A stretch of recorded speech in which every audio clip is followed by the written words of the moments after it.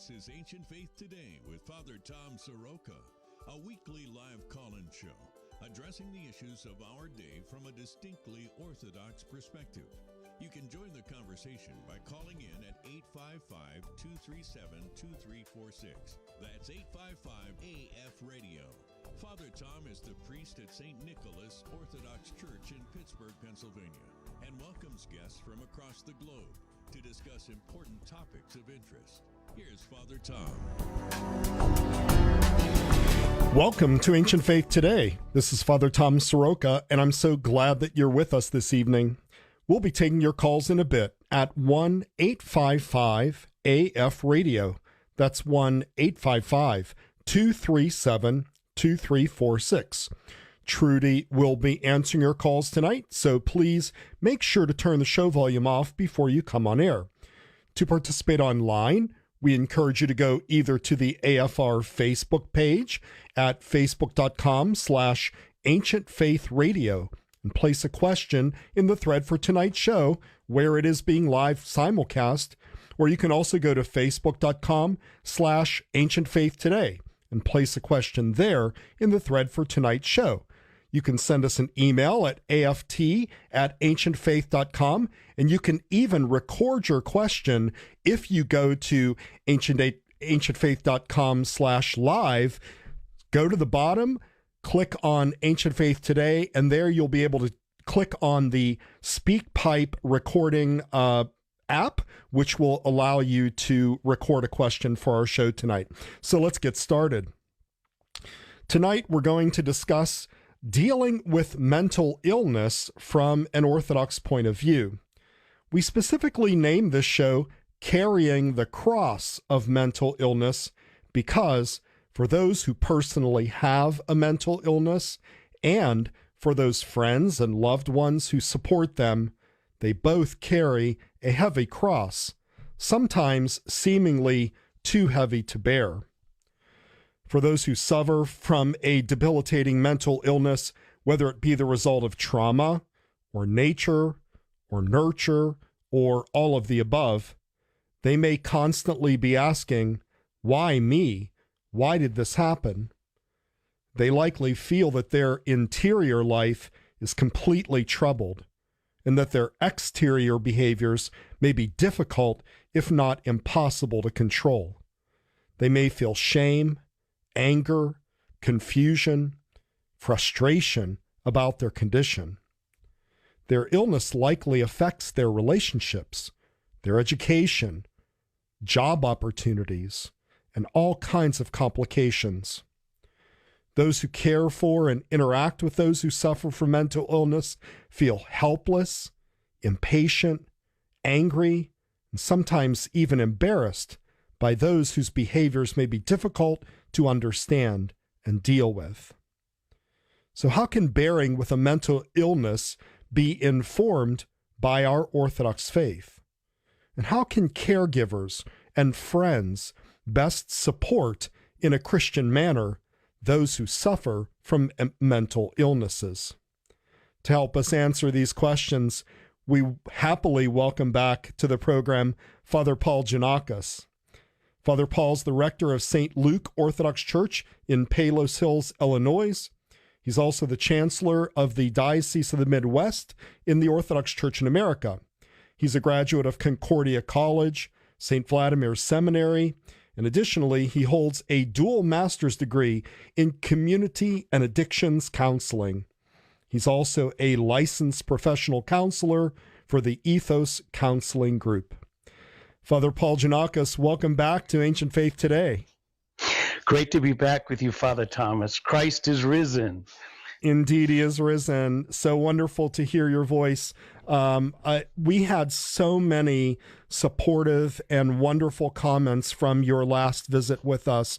It was so helpful when we were talking about depression. And yes. I think that these particular conversations help people just admit it and open up and feel like they're not alone in dealing with this. I personally had several calls, people wanted to talk about this and open up a little more. So I'm very grateful for your presence and your knowledge and experience.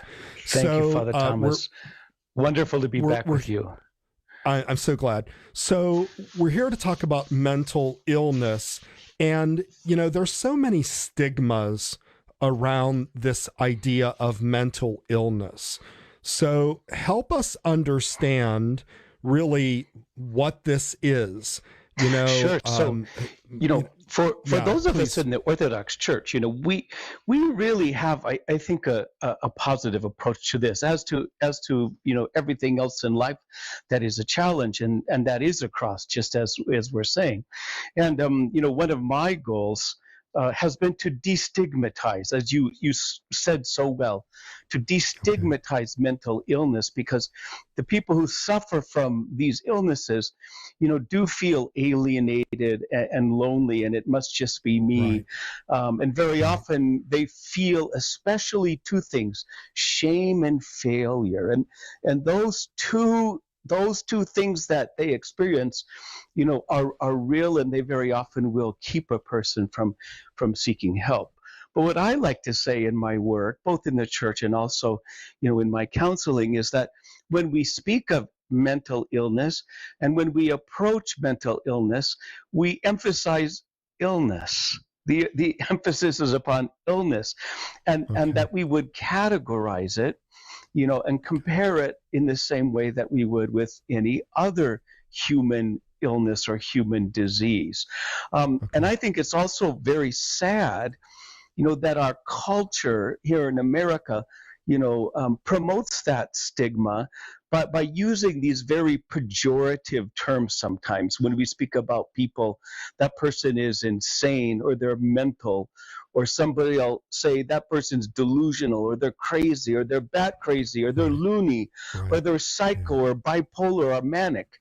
When we do this about other people, first of all, it's a form of judgment.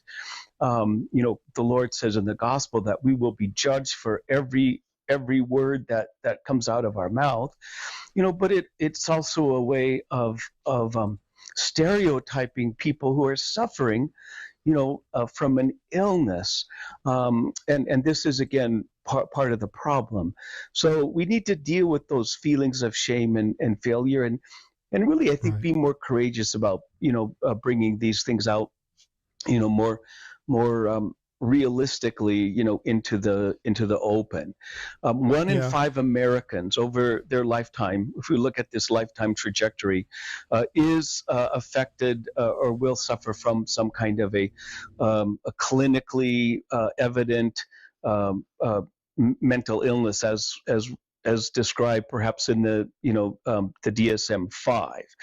And when we speak about mental illness, we have to even start from we have to start from some kind of a definition. And the clinical definition is of course some type of emotional or behavioral distress that will cause an impairment in somebody's life, or a decrease in functioning. And that just means if we're suffering depression from a depressive disorder, and I have in my lifetime, in my early 30s, I went through a depressive episode that was especially severe, and if I have time, I might speak on this, but I don't want this to be about me. I want it to be about getting help. But the real thing is that the more we suffer, the more that these mental illnesses become severe, the lesser the functioning is going to be, as you described in your introduction very well, either in physical health, in personal relationships, and also vocationally in areas of their job and life. Right. And I just say, mental illness is a break with reality, a loss of feeling, integrated, and grounded. This break with reality happens both on the outside and it happens both on the inside. You know, I like to say, just even from my own experience, and this is also, you know, corroborated by my clients, is that, you know, the anguish that people who suffer from mental illness, this agonia, this agony is sometimes more painful. They describe it as being more painful than even physical suffering. Mhm. Father Paul, Right. let me ask you, sort of from a pastoral standpoint, not to talk about, you know, how do I deal with it as a pastor, but just as someone who has, as all of us do, we deal with a diverse number of people.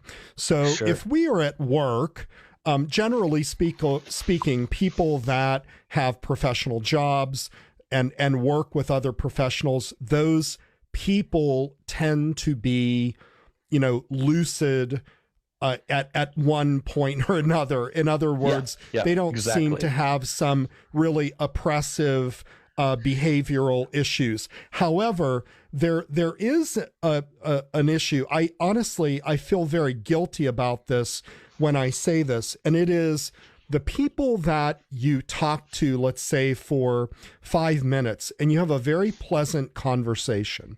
And then Yeah. about Yeah. 5 minutes into it, you Yeah. realize something's wrong here. There's some kind Uh, of issue where reality is not quite what it should be, yes. and this person is maybe having some delusions, Right. and that part of it. And I'm just being very honest. It's very frustrating for me because all kinds of things go into my head about, like, well, I can't pull myself away from this person. Yeah. Maybe they're embarrassing other people or whatever. So what I want you to do, if you can, please, Sure. is just kind of give us a little bit of an idea of the spectrum of mental illness, because, you know, to give a definition is one thing, but for instance, you said you had a depressive episode, right? Right. And I mean, Right. there's sort of like the episodic mental Mm-hmm. illness, but there's also the kind of organic, or, you know, out Mm-hmm. of trauma, something that simply debilitates a person, where their perception of reality is permanently, seemingly, impaired. Sure. You know, So can you just help us understand, like, the various aspects of the range of mental illnesses? sure. Let's start first of all with that spectrum. That spectrum is actually very important, and even though it's a bit simplistic, the people who suffer from mental illnesses are going to kind of slide back and forth between experiencing and presenting those mental illnesses, either symptomatically as being mild, Okay. as moderate, or as severe, or acute. And that's, like I said, it's a bit I simplistic. see. There's a lot more to that. You Well, know, the mild and the moderate. You know, the people will have mild symptoms of a, you know, situational depressive episode, for okay. example, Okay. for losing a job, or a Right. moderate depressive episode after having gone through a divorce with anxiety. Because as we said Right. last time, you know, when we treat depression, we realize that depression and anxiety are kind of the same disease. They're just Yeah. two sides of the same coin. And then when you fall further down that scale to the severe, then you're going to have symptoms that are what we call psychotic. And there are many different mental illnesses where people will present with psychotic features. I You see. know, for example, somebody suffering from schizophrenia is I a very see. common psychotic feature. You know, or even somebody suffering from severe depression it could become psychotic in that kind of way. Bipolar, especially people who suffer from bipolar 1 are especially vulnerable to hearing voices and seeing seeing things that are not real, which I want to come back to actually. I hope before we get to the end of the show and speak about the saints, some of our saints, because they had to deal with these things too. But that's really where we go, and whether it is situational depression, whether it is dysphoria, persistent depressive, which is kind of a lifelong thing, or obsessive compulsive disorders, anxiety disorders, and these kinds of things that they all present on that kind of on that spectrum. Okay, so but if somebody is talking, I just wanted to ask you, by psychotic, you're using a clinical term here, right? Because sometimes, again, you mentioned sort of using sort of pejorative terms, but you're not speaking now. pejoratively. This is a clinical statement. That's exactly right. So what does psychotic mean from a clinical standpoint? Psychotic from a clinical point of view means that somebody is not oriented to time and space, or to time and place. So they use that even in when we do our intakes. Are they oriented to time and place? Do they know who they are? It's a matter. But these are more indicative of the more severe. The more severe mental illnesses, but we can treat them. One of the goals is to take that spectrum, and again, with good faith, with the sacraments, with good therapy, talk therapy, and even medication. Many new medications, many wonderful advances have taken place in these last few years in the psychiatry and in neurobiology, and you can really reduce the symptoms or the severity of these diseases, which, like you said, many of them are inherited. Many of us are born with predispositions towards these diseases, in the same way that someone would be born with a predisposition towards metastatic breast cancer, or heart disease, or even type 1 diabetes. So but there are interventions that actually work, where we can help people to manage the disease. So there's a spectrum.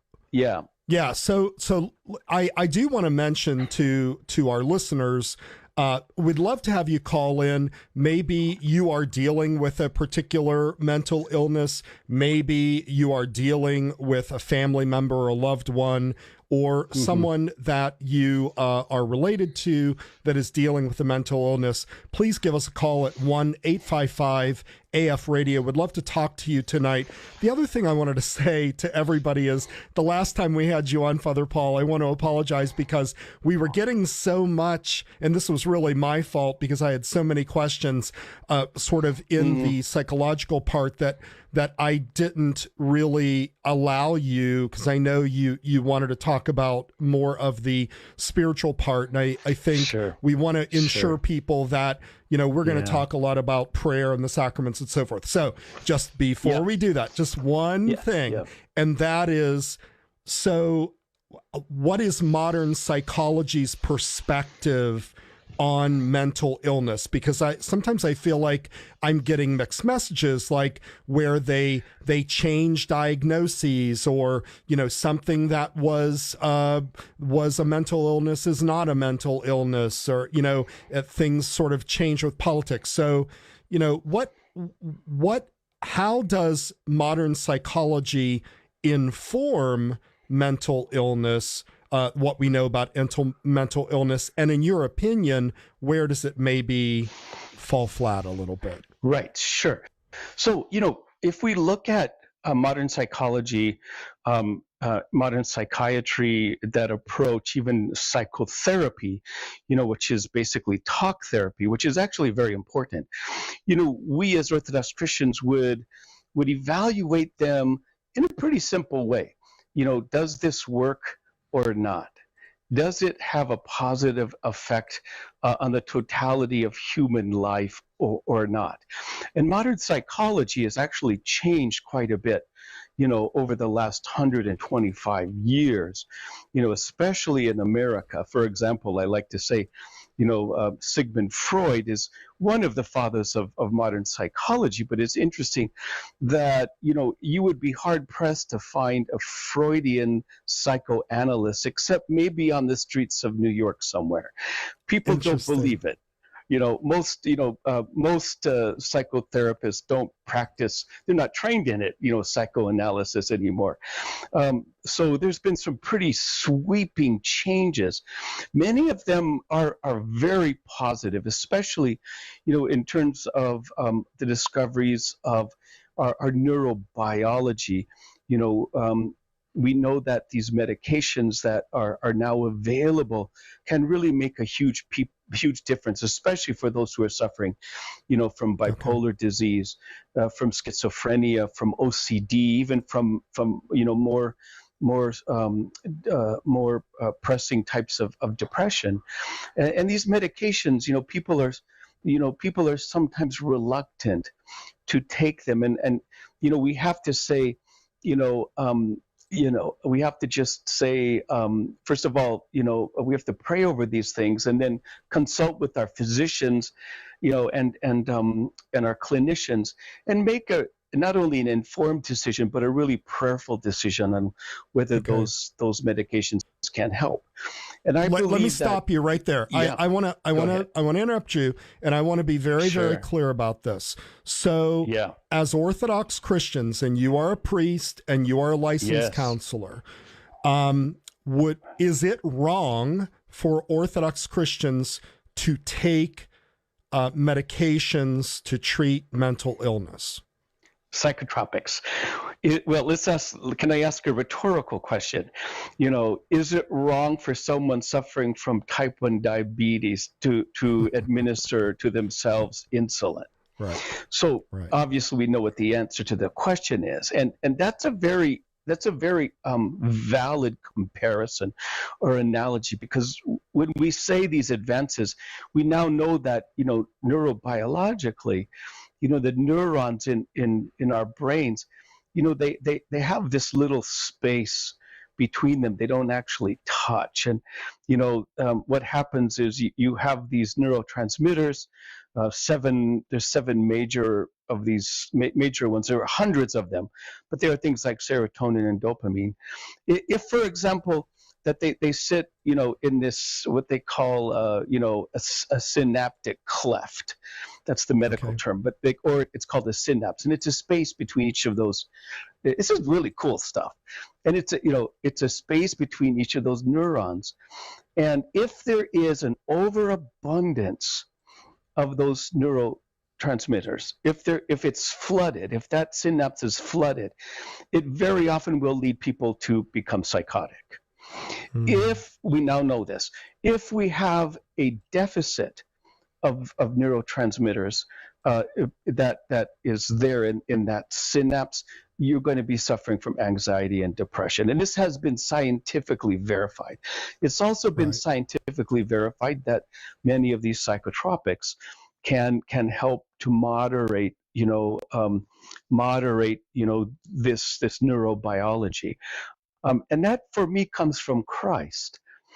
Christ is the one, as the wisdom of God, who gives us all knowledge, not just spiritual knowledge, but scientific knowledge, medical knowledge. And it's my firm belief that the church can and should, offer, not offer, but, advise or even assist, in finding medications that will help to alleviate, the terrible symptoms that do take place, because there is a biological foundation or a neurobiological foundation to this.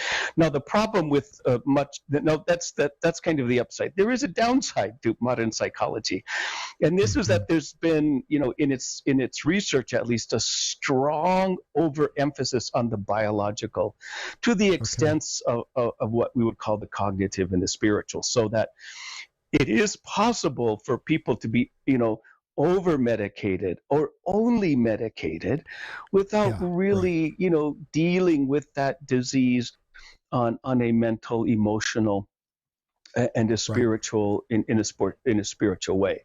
So if we're just medicating and we're not looking at these other dimensions of the illness, then we're really not going to go. We're really not going to go, anywhere.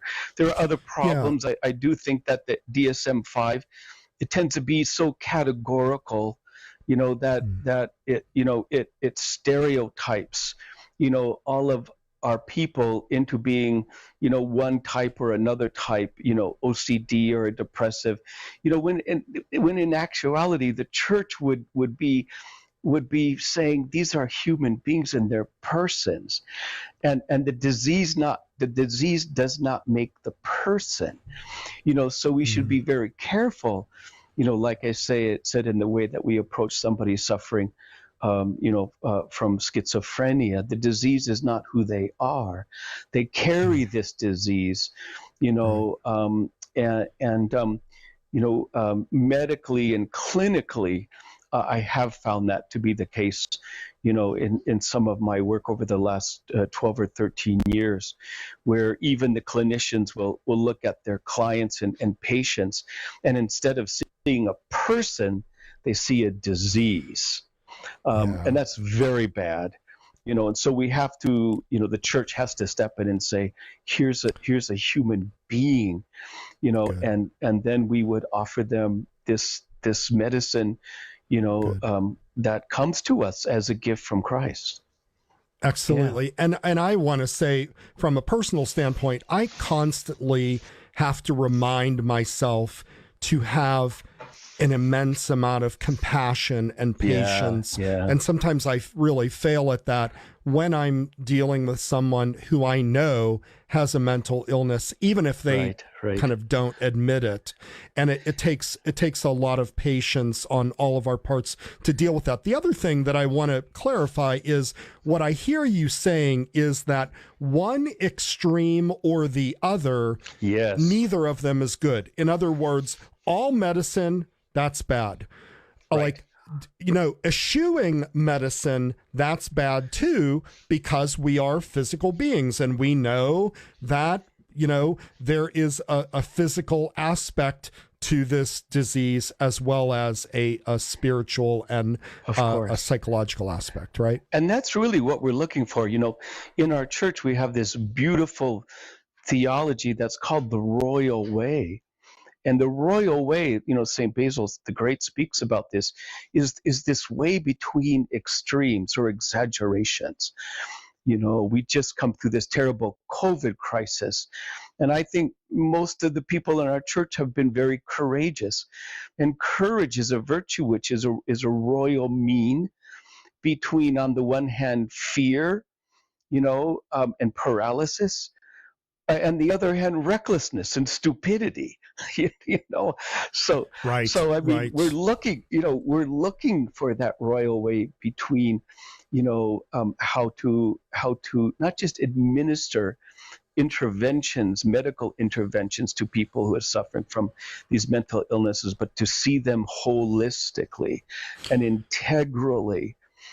Beginning with, the fact that they carry within themselves this icon of the living God, and that, I say, I've worked, I've worked quite a bit with addictions and alcoholism, and, when you enter into that sphere and work with their suffering, it's like Moses, you take off your shoes because you are entering onto this holy ground.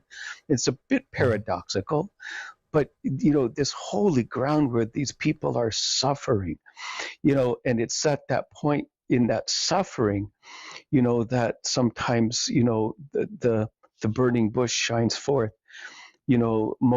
most splendidly.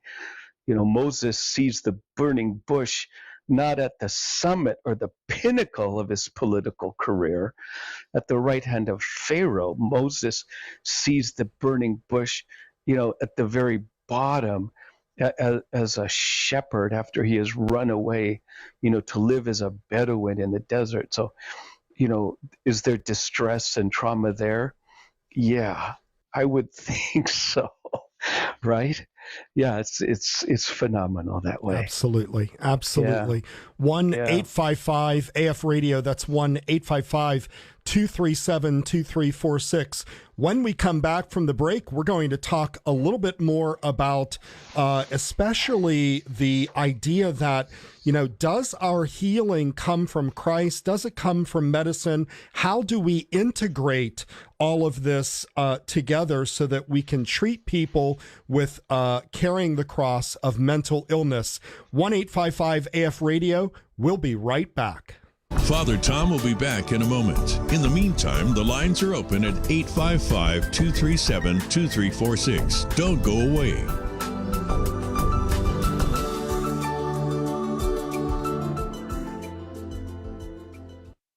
This is an Ancient Faith Radio public service announcement.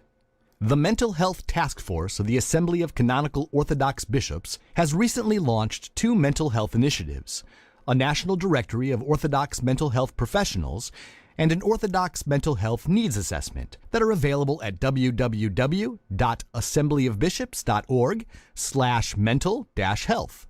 The Directory of Orthodox Mental Health Professionals features licensed Orthodox Christian clinicians across the U.S. who are available to serve as resources to those seeking mental health care, substance abuse care, and/or professional consultation. While the Orthodox Mental Health Needs Assessment is an anonymous survey for all Orthodox jurisdictions, clergy, and lay people across the U.S. The aggregate data from this survey will help the task force better understand and address the mental health needs of Orthodox faithful through the development of ministry resources. Once again, that web address is www.assemblyofbishops.org/mental-health. This has been a public service announcement of Ancient Faith Radio. We're back with Ancient Faith Today and Father Tom Soroka. Give us a call at 855-237-2346. Here once again is Father Tom.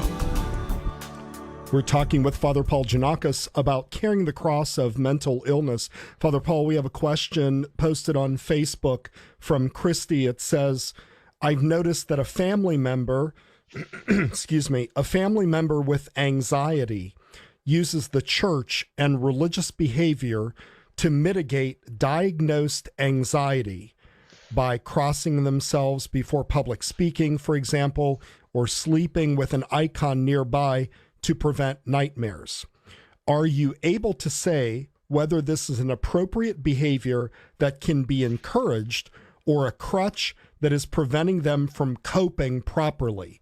Counselors don't encourage those with anxiety to lean on the church, do they? So that's a really good question. The answer would be, are these things working towards somebody's health? Are they advancing the healing of Christ within them? We have people, unfortunately, that do suffer from these different types of anxiety, mental illnesses. One of them is obsessive compulsive disorder. And this disorder is an especially painful disorder. And it does have to do with kind of ritualizing, some of these things. I would be very careful, though. It depends on that person. And, I'm not going to I don't think we can hand out advice for a number of different reasons over the show.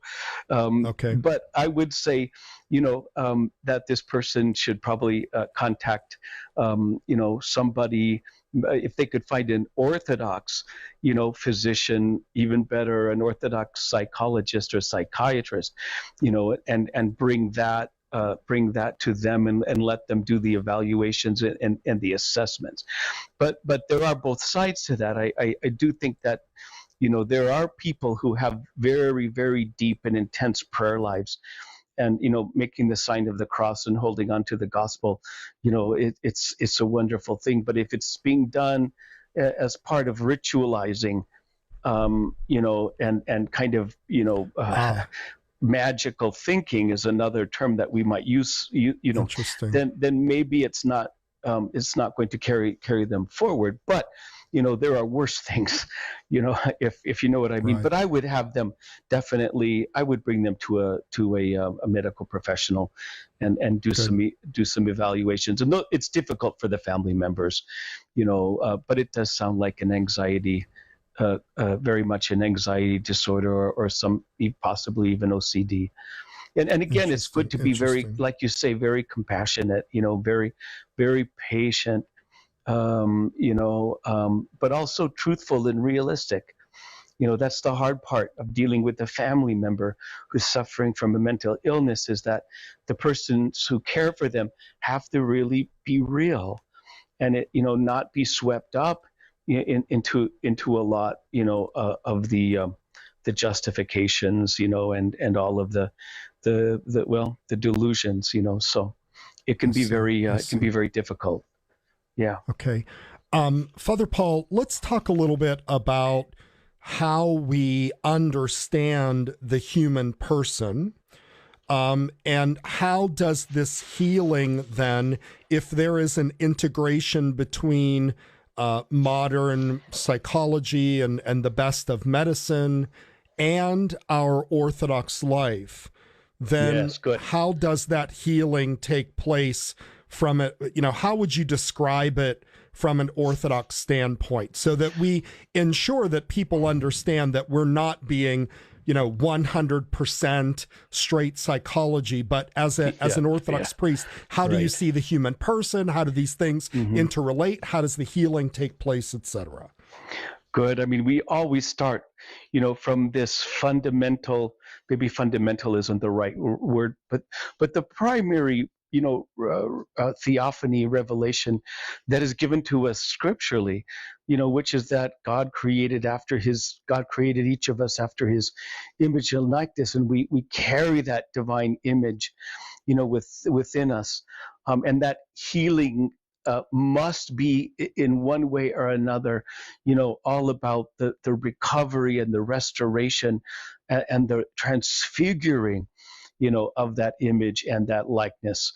The fathers would say we have the image, but the likeness has been distorted. And there's some talk about how that parallelism works. But it's all there, and because Christ is the God man, there's this wonderful Slavic word, the Bog Cheloviek. Through his divine humanity, we find all of our healing. And so it really has to be integral. I mentioned holistic, all of it coming from Christ, and all of these different dimensions. Sometimes we think that we are human beings that have a body, and that the body, holds the soul, but it's really the other way around. I think we are these souls that acquire a body. That's really, a better way to look at it. And that, we're not just, psychosocial, biological creatures. We are spiritual, creatures that embody all of that. And so, because Christ is the physician of both soul and body, from him we not only have the knowledge, the medicine, whether it's from the gospel, or whether it's from, a valid research study. He's the one that gives us the ability to do that.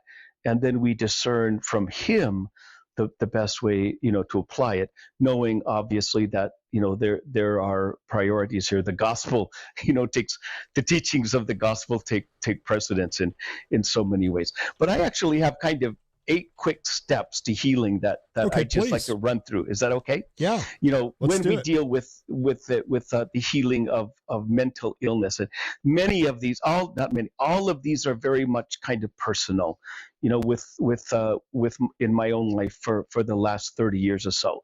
And the first is that prayer life is essential.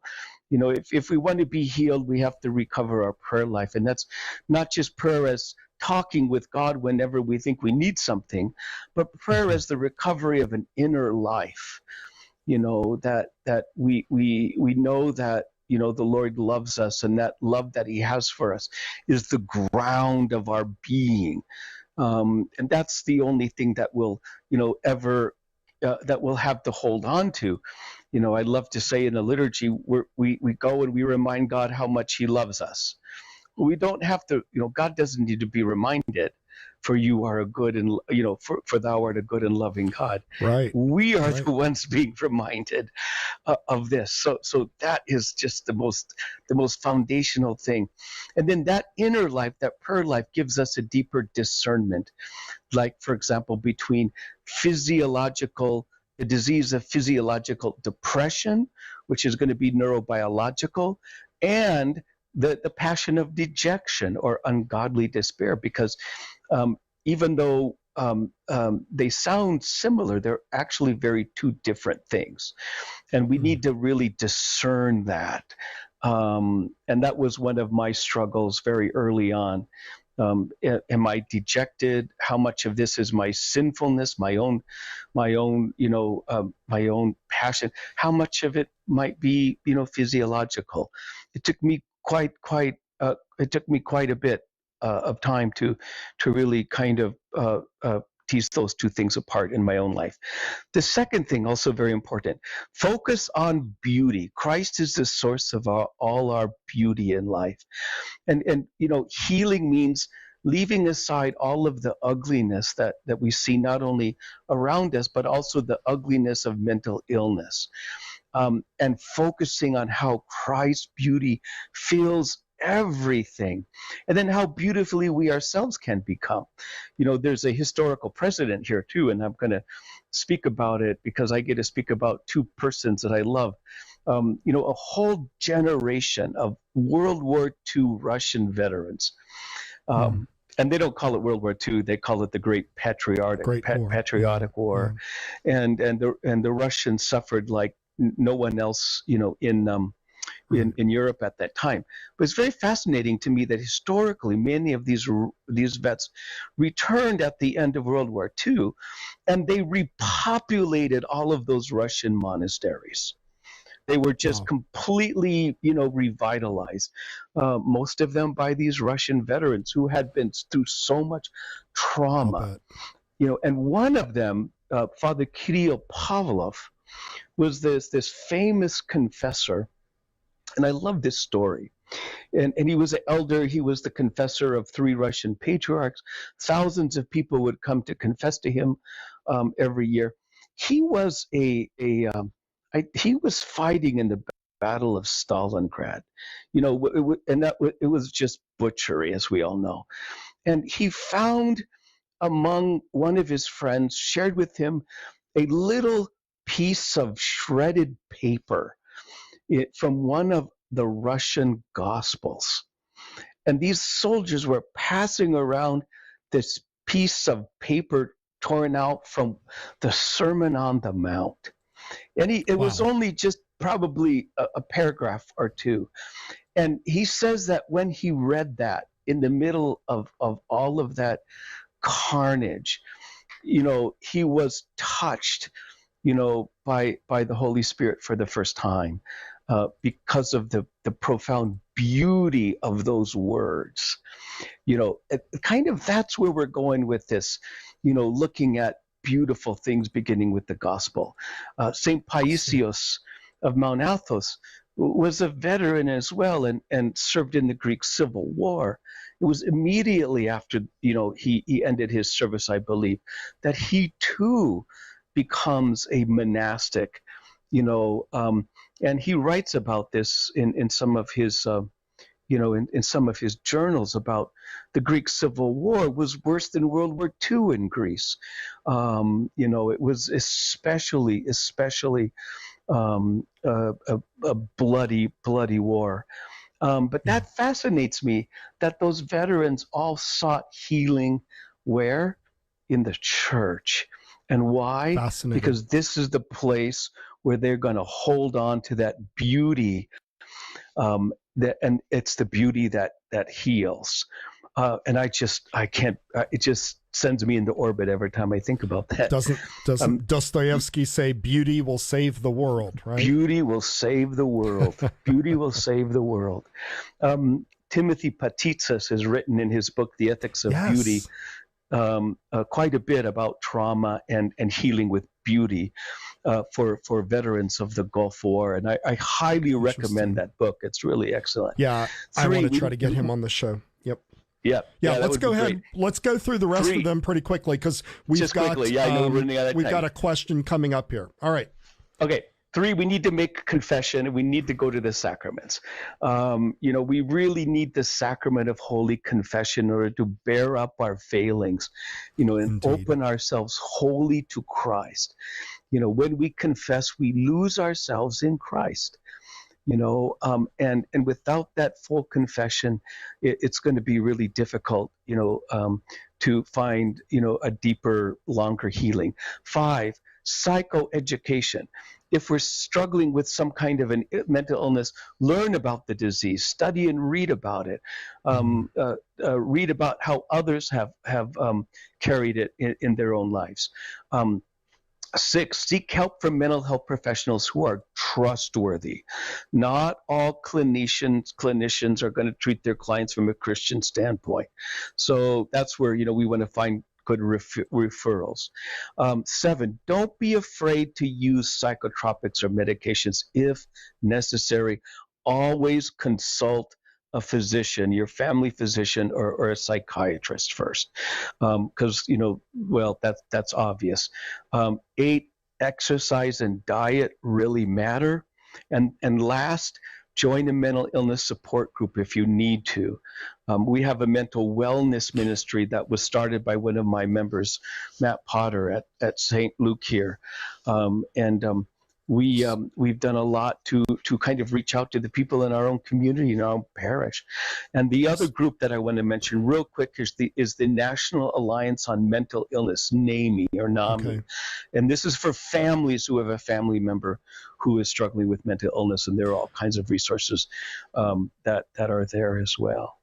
Yeah, and actually, that's one of the questions. Those are great. Those are excellent. What I'm going to do, if you don't mind, Father Paul, I'm going to summarize those 8 points and put them on our Facebook page at facebook.com/Ancient Faith Today. Fantastic. So good.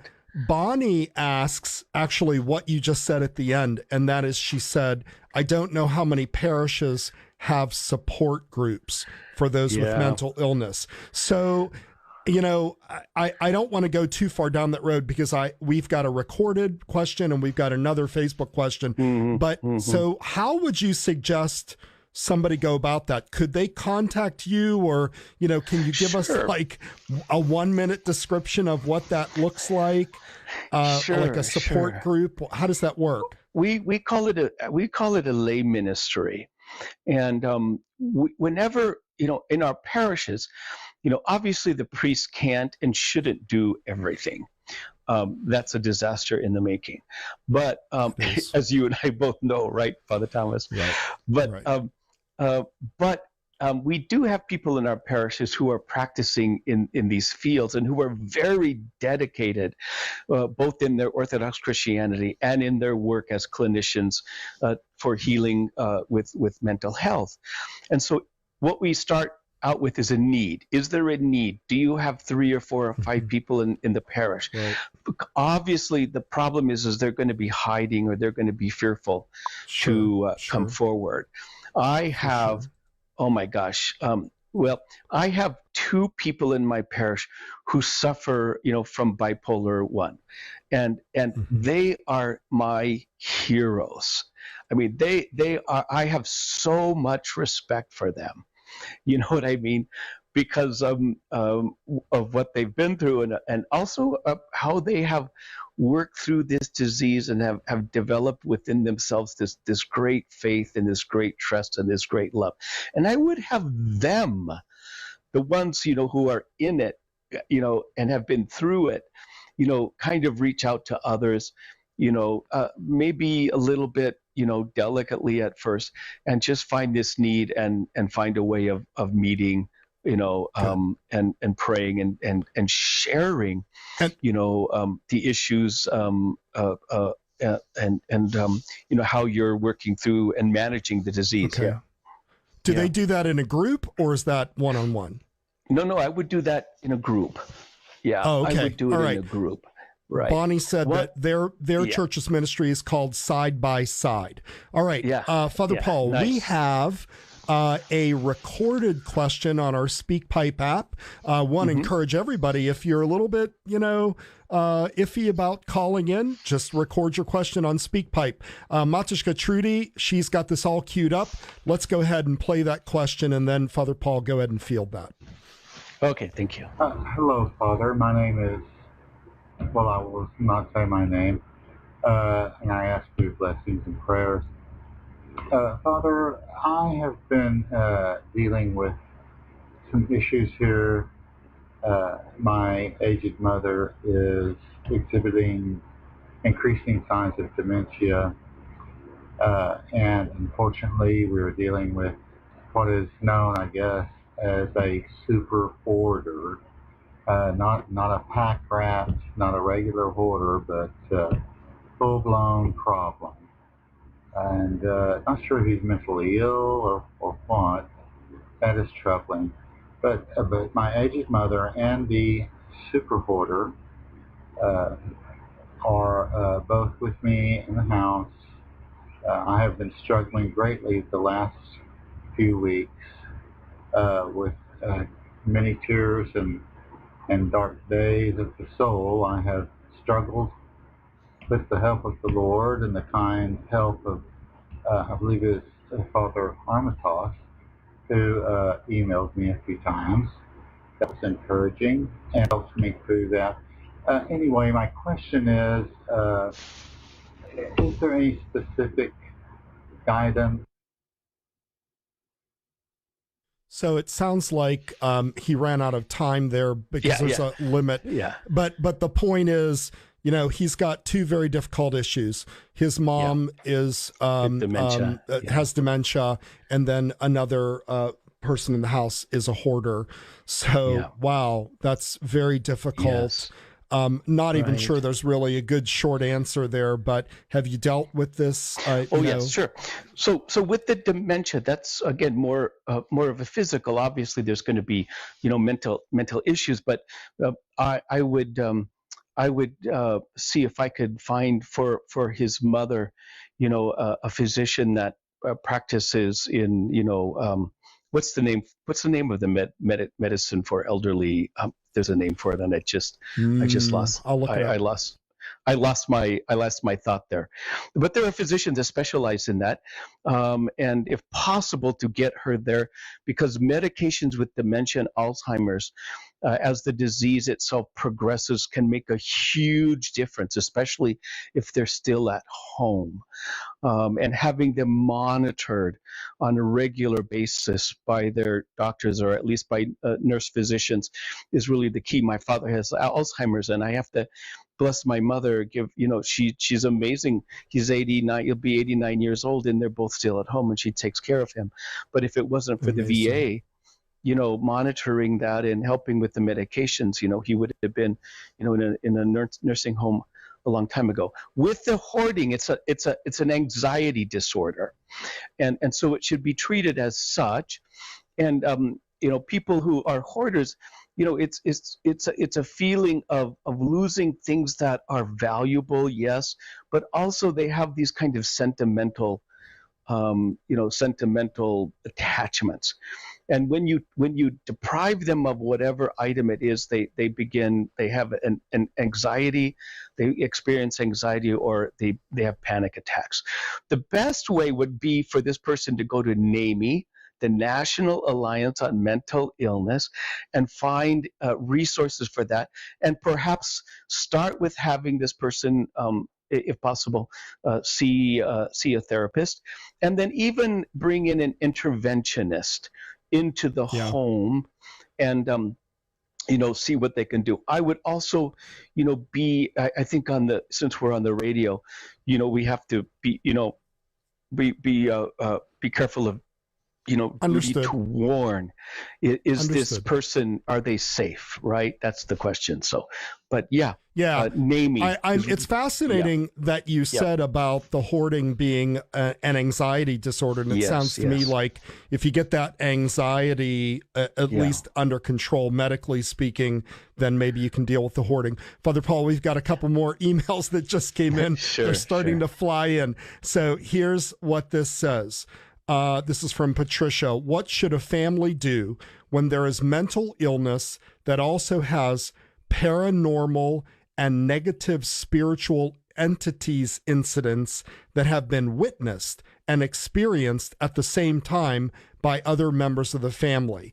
Psychologists or psychologists only deal with the material and mental realm. So I think what she's saying here is that, there's clearly some kind of demonic activity that is happening.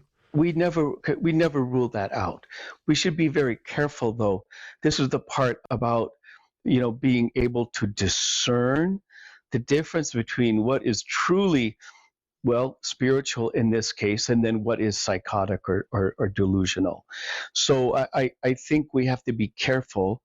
And there's really not enough information there to say a whole lot, except that, again, you would want to bring this to your parish priest, and then have him look at the whole matter, and of course find as much support for the person suffering from the mental illness as possible. If they're psychotic, if there's anything that with delusions, then they really need to be seen and be on medication because of the possibility of harm to self or harm to others. Sure. That's the part. But there are. When we're talking about mental illness, the demons run riot, and but at the same time, I wish we had more time. I believe personally there's a positive psychosis. Not everything psychotic, so to speak, needs to be negative, but that's all theologumena. We're going to go down that road just in a second, because I know we're running out of time. And I also want to say, just as a priest, get your priest in there to bless the house and say some prayers and do an akathist, and that's never going to hurt. We have another question from Amanda. In my experience, other people, even Christians, have a hard time talking about mental illness. I agree so much. How then do I go about seeking support for myself as a caregiver for someone who is mentally ill without crossing over into gossiping or complaining about this burden I carry? Wow. What a good. Yeah, that's a really good one. And that's for all of us. That's really fantastic question.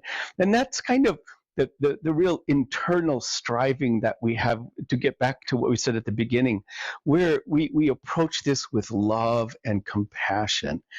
And if we're talking about healing, it's all through the touch of Christ.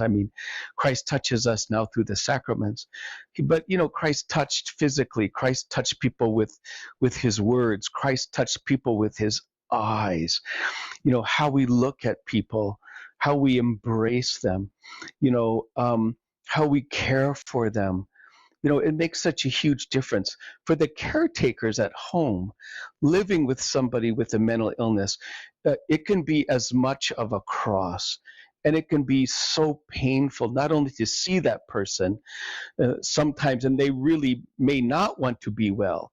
There are many people, unfortunately, well, maybe not many, but some who really do not want to choose not to be well. And they make their life and everybody else's life, literally hell on earth.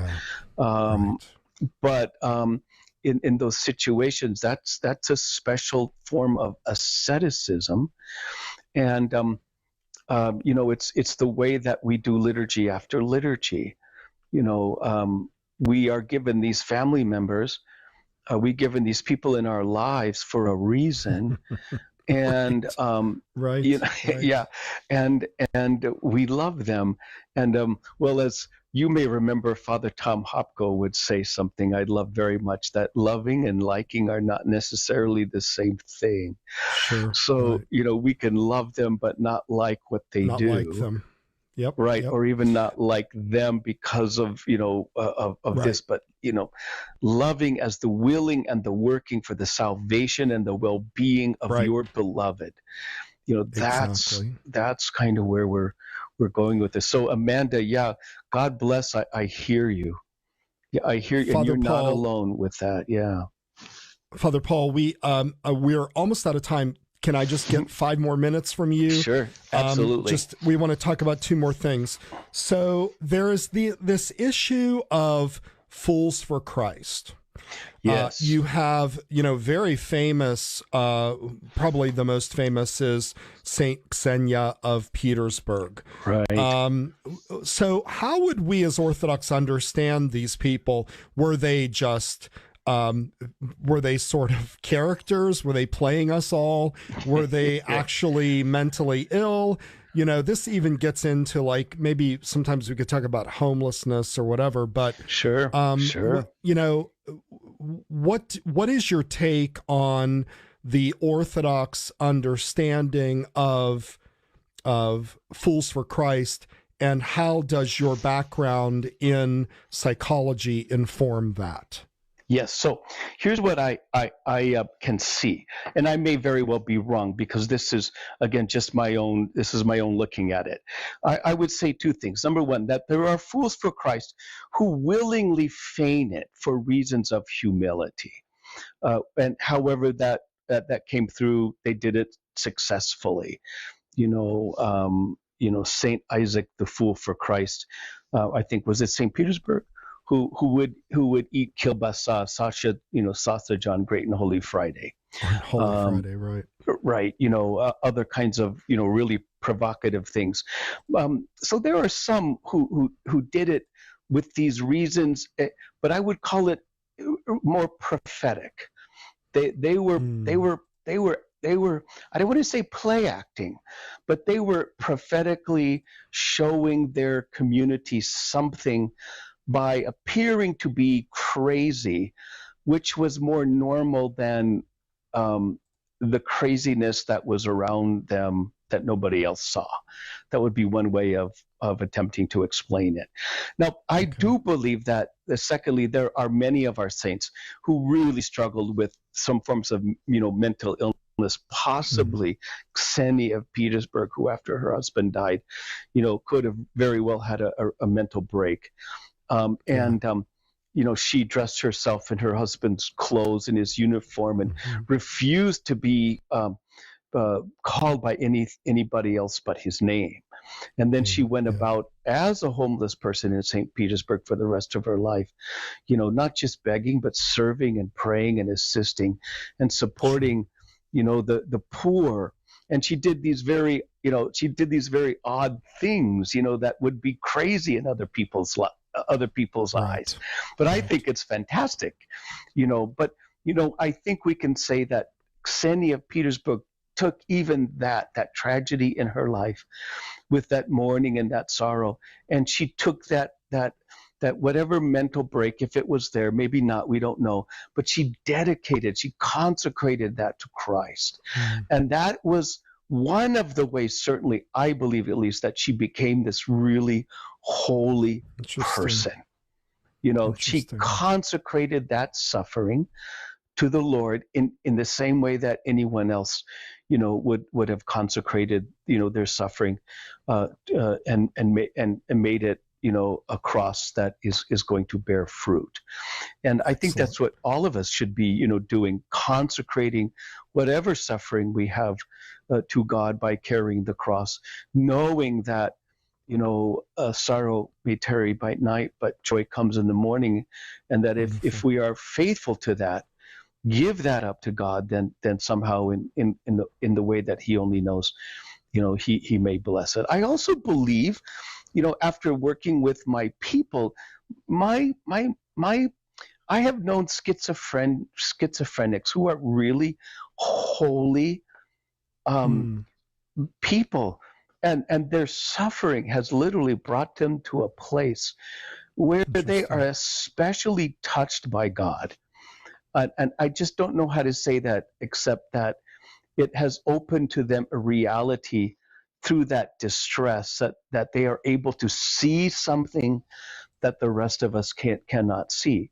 And so even though these people who are suffering from, what I would call a negative psychosis, there is a positive. I really believe in a positive psychosis, and that possibly, just again, kind of speaking, prayerfully, possibly, theologumena, that even some of the prophets, Ezekiel, in their visions, were legitimate visions, but they were in distress, some kind of distress, brought this on and allowed them to see something that the so-called, quote, normal people, unquote, like me, I guess, or maybe not like I, but we're just closed, we're just closed off from it. Understood. Understood.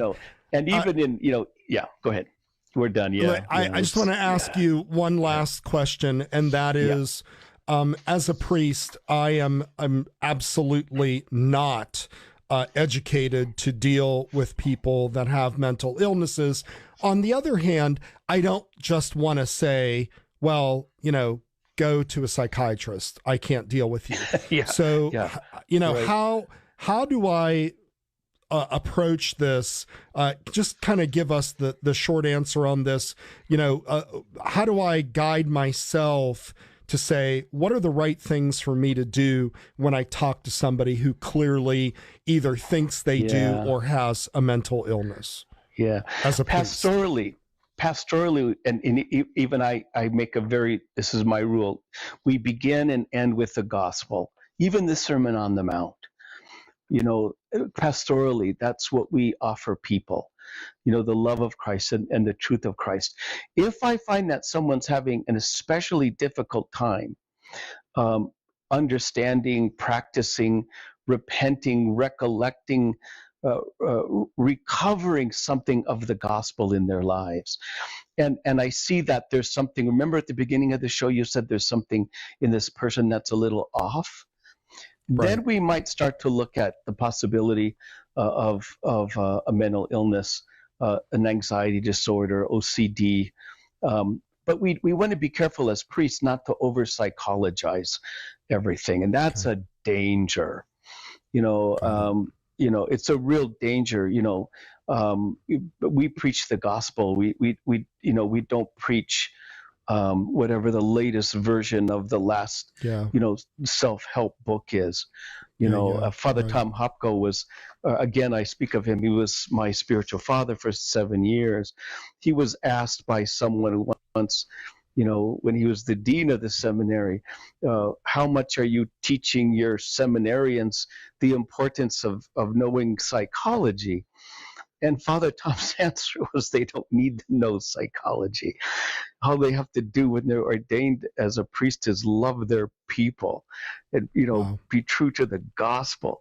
Now, that doesn't eliminate the possibility of needing to use psychology as a medicine, right? Mm-hmm. But I think that's a good, simple story, but we do watch out for those kind of, presentations. I've had OCD people come even to confession, and after a while I kind of hear a pattern. Obviously we can't say what or who, but you recognize these patterns, and they're ritualizing patterns, and then you're saying, okay, maybe we need to refer on and just to help help them heal.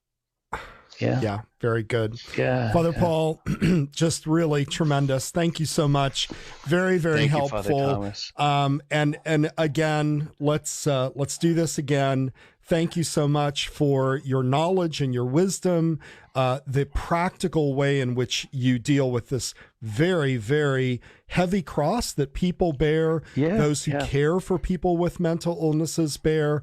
And but we have to deal with all of this, as you said, in love and with knowledge and patience, and with and do it in prayer. Yeah. Yeah. And also gratitude. God is good. And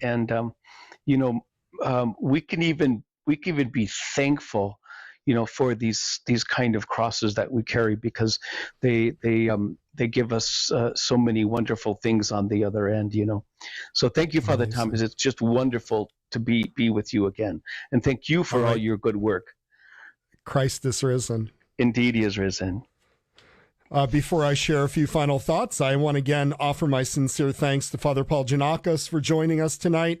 Thanks to Matushka Trudy for engineering the program, for everybody that was listening in, for those that fielded questions, and for all of those who are going to listen. Here's a few final thoughts on our talk tonight.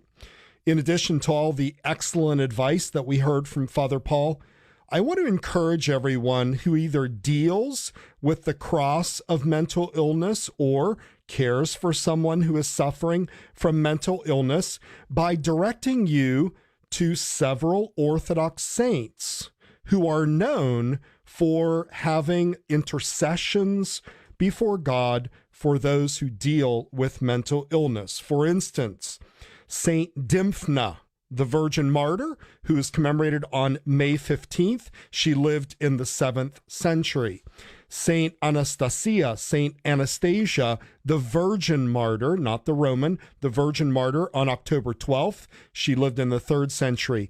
Saint Gerasimos, the Righteous of Cephalonia, who is commemorated on August 16th. He lived in the 16th century. Saint Naum of Ohrid, who is commemorated on June 20th. He lived in the 9th century. And Saint Ephraim, the great martyr of Nia Makri. He is commemorated on May 5th and lived in the 14th century. We should be also having akathists and prayers and pray that they would intercede for us to God, because they understand those who have suffered with mental illness. Through their prayers, may Christ our God have mercy on those who suffer with mental illness, and may he save us. And that's our show for tonight. Remember to like us on Facebook at facebook.com/ancientfaithtoday. Share out our program after that's posted. Give us your feedback and contact us with any ideas or topics that you might want to hear about. Join us next Tuesday evening for another edition of Ancient Faith Today. Good night, everybody.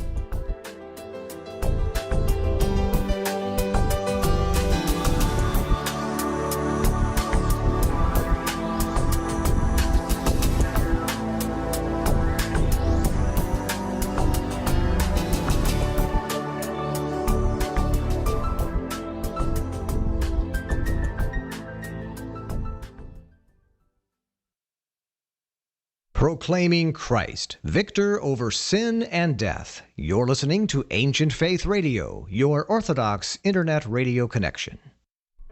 In 1892, a young man left his home in the coastal foothills of Lebanon in search for a better life.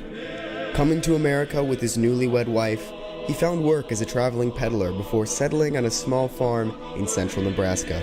Years later, personal tragedy and an unexpected midnight visit from a saint changed the course of his life. Seeing the desperate need of his fellow Orthodox Christians and heeding God's call, he would spend the rest of his life traversing the Great Plains as a circuit-riding priest, known to his thousands of parishioners as Father Nicola Yanni. His legacy stands alongside that of Saint Raphael Hawawini, his mentor as a seminal force in the American Orthodox Church of our day. Here is His Grace, Bishop Basil. He was ministering to his own people who had the Spanish flu. Even though he was warned that it was dangerous and, of course, very communicable, he insisted on visiting them, not only carrying to them the sacrament and anointing them, confessing them, preparing some of them for death, of course, but he also brought them groceries that they needed in their homes. Apostle to the Plains. Available now on store.ancientfaith.com. Again, that is store.ancientfaith.com.